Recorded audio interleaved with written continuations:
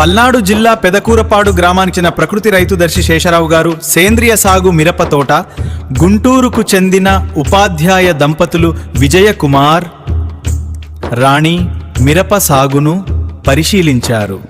ఈరోజు పులిసిన మజ్జిగ ఇంగువ మిరపకు పిచికారీ చేయడం జరిగింది. దీనివల్ల బ్యాక్టీరియా, ఫంగస్ తెగుళ్ళు నివారించబడతాయి.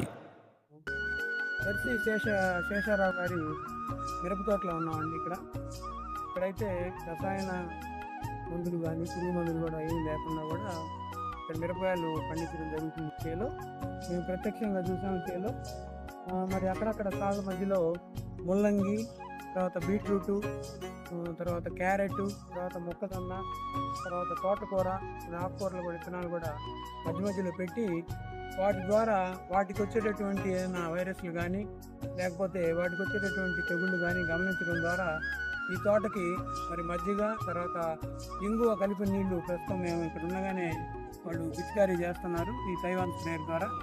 అయితే చాలా అద్భుతంగా ఉంది. ఇక్కడ ఈ మిరపకాయలు కూడా చాలా బాగున్నాయి. ఇక్కడ ఎటువంటి రసాయన పదార్థాలు కానీ లేకపోతే ఎటువంటి పురుగు మందులు కానీ వాడకుండా ఇది మరి మిరపకాయలు పండిస్తున్నారు. ఇక్కడ ఈ చేలో చూసినట్టు ఇక్కడ మీరు గమనించినట్టయితే మధ్య మధ్యలో ముల్లంగి, తర్వాత బీట్రూట్, తర్వాత ఆకుకూర మొక్కలు ఇలాంటివన్నీ కూడా, బంతి పూలు ఇలాంటివన్నీ కూడా మధ్య మధ్యలో కాలుకు మధ్యలో వేస్తూ ఉన్నారు. తర్వాత స్వీట్ కార్న్ కూడా మొక్కలు కూడా వేశారు. మరి చాలా బాగుంది ఇక్కడ. మరి గుంటూరు, నా పేరు విజయకుమార్ అండి. నేను టీచర్గా పనిచేస్తున్నాను. మేము కూడా వ్యవసాయదారుల కుటుంబం నుంచి వచ్చాం. మరి మా మిసెస్ హిందూ కాలేజీ లెక్చరర్గా పనిచేస్తున్నారు. ఈరోజు పులిసిన మజ్జిగ ఇంగువ మిరపకు పిచికారీ చేయడం జరిగింది.